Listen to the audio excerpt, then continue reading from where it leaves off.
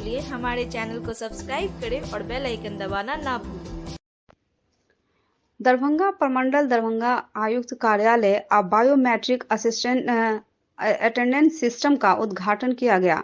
आयुक्त मनीष कुमार के द्वारा प्रमंडलीय आयुक्त कार्यालय में इस अवसर पर प्रमंडलीय आयुक्त के द्वारा पौधारोपण का भी आयोजन किया गया। इनके द्वारा कई पौधे लगाए गए। दरभंगा प्रमंडल इसकी स्थापना का 50 वर्ष पूरा हो रहा है और इसके उपलक्ष्य में भी एक भव्य कार्यक्रम का आयोजन किया जाएगा।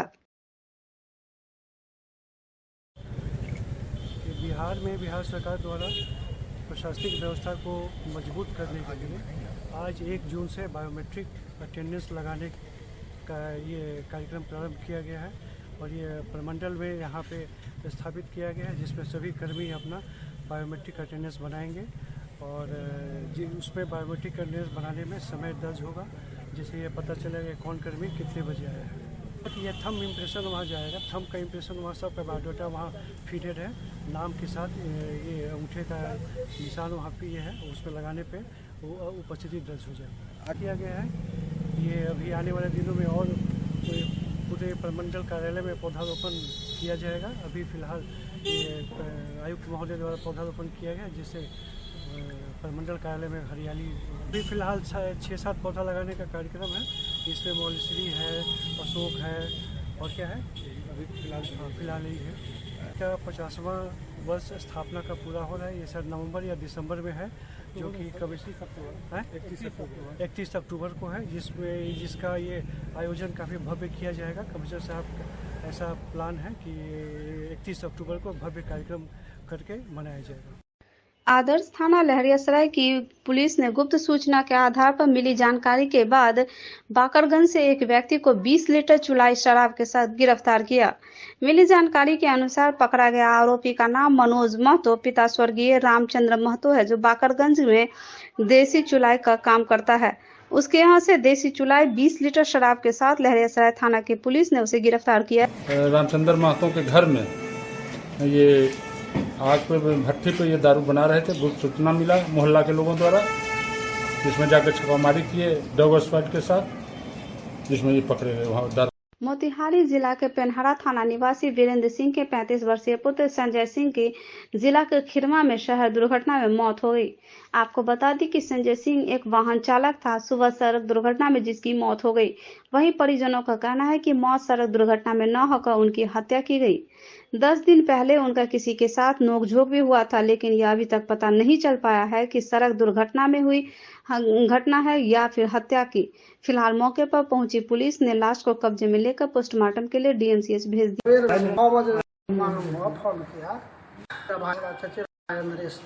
अच्छा, जैसे एक्सीडेंट हो गया है। हाँ, तो हम लोग गांव से आए हाँ, तो देखे जो वहाँ एक्सीडेंट हो हेल्थ है, पुलिस आया सब, तब पोस्टमार्टम में लेके आया। वहाँ स्पॉट पर ले जाके बोतल दिखलाया गया, वहाँ रोड चक्का घिसल था। तो वहाँ पर पुलिस सब आए, थाना है केवटी थाना अपना लिखा पढ़ी करके पोस्टमार्टम में भेज दिया। यहाँ मेडिकल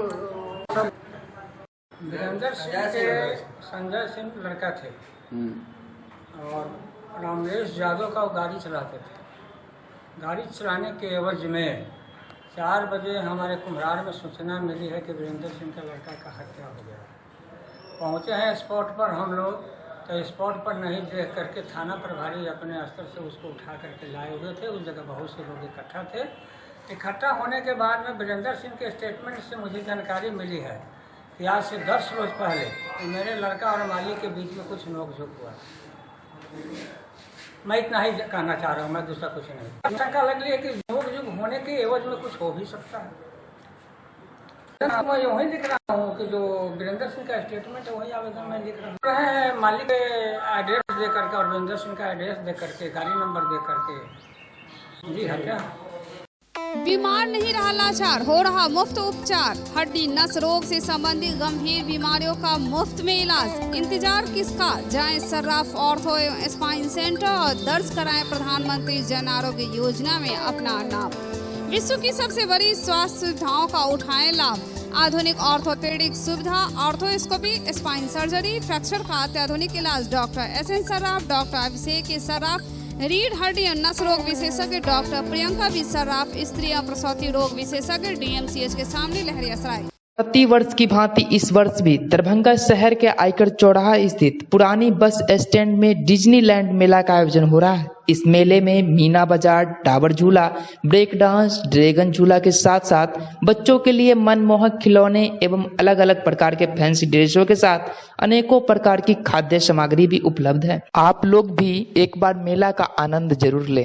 जदयू नेता सह केंद्रीय मंत्री आरसीपी सिंह को राज्य सभा फिर से नहीं भेजने के फैसले पर बिहार सरकार के श्रम संसाधन मंत्री जीवेश मिश्रा ने इसे पूर्णतः जदयू का मामला बताते हुए कहा कि आरसीपी सिंह के कारण कहीं कोई विवाद नहीं है, न ही कोई अलग अलग खेमाबाजी है। मीडिया से बात करते हुए उन्होंने पूरे मामले को लेकर बिहार की सरकार पर कोई खतरा नहीं होने की बातें कहते हुए कहा कि न ही एनडीए में कोई विवाद है, न ही सरकार पर कोई खतरा है। उन्होंने बताया कि बिहार में एनडीए के नेता नीतीश कुमार हैं और पूरा एनडीए मजबूती के साथ एकजुट है। सरकार बिहार में विकास के काम लगातार कर रही है और आगे भी करती रहेगी। मुख्यमंत्री के चेहरे बदलने की बात तो भी पूरी तरह अफवाह बताते हुए कहा कि देश के प्रधानमंत्री और गृह मंत्री अमित शाह ने विधानसभा चुनाव से पहले बिहार में एनडीए के नेता के रूप में नीतीश कुमार का नाम आगे किया। हम लोग नीतीश कुमार के साथ पूरी ताकत के साथ। किसने कह दिया आपको बिहार सरकार पे खतरा मंडरा रहा है? बिहार सरकार खूब मजबूती के साथ काम कर रही है। बिहार सरकार जो है वो बिहार के विकास के लिए काम कर रही है। पूरा एनडीए एकजुट है और हम लोग एकजुट होकर के बिहार के विकास में लगे हुए हैं। तो ये सब कहाँ से ले आते हैं? सब प्रश्न नजदीकियाँ लोकतंत्र में हमसे कोई दूर नहीं है। अब लोकतंत्र में कोई दूर होता है क्या? हम विभिन्न दलीय व्यवस्था के तहत चुन करके आते हैं, लेकिन अगर कोई हमको मिलना चाहेगा तो हम कैसे मना करेंगे कि आप मुझे नहीं मिलिए? लेकिन आरसीपी सिंह राज्यसभा नहीं। अरे भाई, आरसीपी राज्यसभा क्यों नहीं गए? ये जदयू का मामला है, वो पृथक दल है, उनकी बात है। लेकिन एनडीए में कहीं कोई इसका इफेक्ट नहीं है। एनडीए एक है। हम लोग मजबूती के साथ कल भी राज्यसभा के जो प्रत्याशी चयनित हुए हैं उनका नामांकन हुआ है। सब लोग हम लोग साथ में थे। और इस सब प्रकार का प्रश्न पता नहीं आप लोग कहाँ से लाते हैं, किधर से लाते हैं कहीं। इन विषयों में कोई दम नहीं है। वो अपने पार्टी के रोल में है। वो कल भी बहुत अच्छे से अपना वक्तव्य भी दिए हैं कि उनको जो भी कार्य दिया जाएगा पार्टी हित में वो करेंगे। ये आप लोग कहाँ से खेमा? हम तो आप लोगों में भी कई खेमा देख रहे हैं। ये तो क्या है, ये सब तो बेकार की बातें हैं। कहीं कोई पूरे एनडीए में कोई खेमा नहीं। हमारा नेता बिहार में नीतीश कुमार है। उप मुख्यमंत्री के रूप में तारकिशोर जी, रेणु देवी जी काम कर रही है और हम लोग मजबूती के साथ बिहार के विकास में लगे हुए हैं। भारतीय जनता पार्टी द्वारा प्रधानमंत्री के 8 वर्ष पूरे होने के अवसर पर लहरियासराय परिसदन में जीवा सहनी की अध्यक्षता में प्रभारी मंत्री सम्राट चौधरी के द्वारा प्रेस वार्ता किया गया। इस अवसर पर नगर विधायक संजय सरावगी, विधान पार्षद अर्जुन सहनी, धर्मशिला गुप्ता, विवेकानंद पासवान, सुजीत मल्लिक, संजीव शाह, अमरेश झा थे। मंत्री सम्राट चौधरी ने कहा कि एक और देश आजादी का अमृत महोत्सव मना रहा और आज देश मोदी सरकार के 8 वर्ष सेवा, सुशासन और गरीब कल्याण को भी माना जा रहा, जो मोदी सरकार के काम करने का तरीका है। आज अन्य योजना वैश्विक स्तर पर सराहना हुई। 2 वर्ष में 80 करोड़ गरीबों को 5 किलो मुफ्त राशन दिया जा रहा। भारत विश्व का पहला राष्ट्र है जो कोरोना संकट में स्वास्थ्य संबंधी समस्याओं के समाधान के साथ आर्थिक मामलों के भी हल में सक्षम। देश के प्रधानमंत्री श्री नरेंद्र मोदी जी के 8 वर्ष पूरे हुए। 30 मई को 8 साल का पूरा एक दो पीरियड का, एक बार 5 साल और 3 साल इधर 2019 के बाद जो चुनाव जिताया गया बिहार की जनता के द्वारा,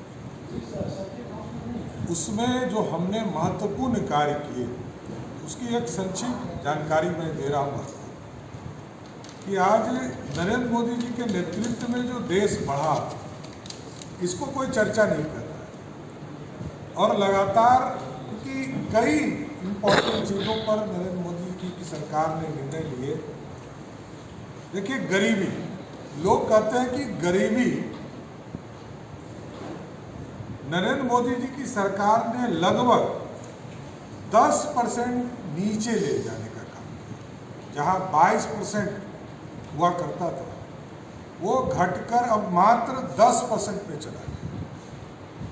और अत्यंत गरीबी का जो रेशियो था वो 1% हुआ करता था, वो अब 0.08 पर पहुंचने का काम किया है।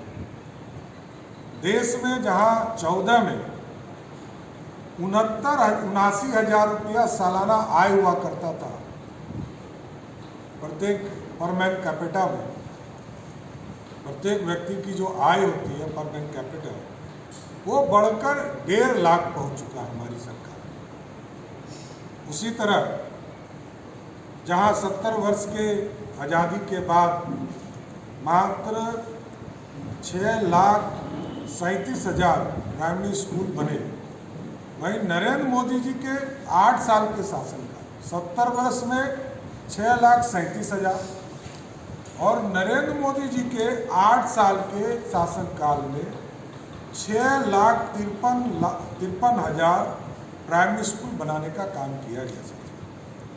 उसी तरह एम्स का निर्माण लगातार आप देख रहे हैं, दरभंगा को भी एम्स मिला और उसके ज़मीन के भी पूरी परामर्श का काम चल रहा है और इसमें मिट्टी भराई का काम हम लोगों ने राज्य सरकार के माध्यम से शुरुआत किया।